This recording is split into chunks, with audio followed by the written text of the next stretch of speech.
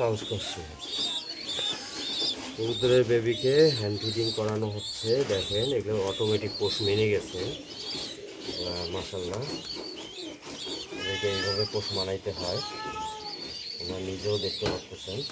এই চারটাকে আমি সরাসরি পোষ মানাবো, কারণ এদেরকে আমি 10 সাইজ করেই ফেলেছি অটোমেটিক। এই যে সে আমার কথা ছাড়া বোঝে না। দেখেন এদেরকে আমি আসলে হ্যান্ড ফিডিং করানোর জন্য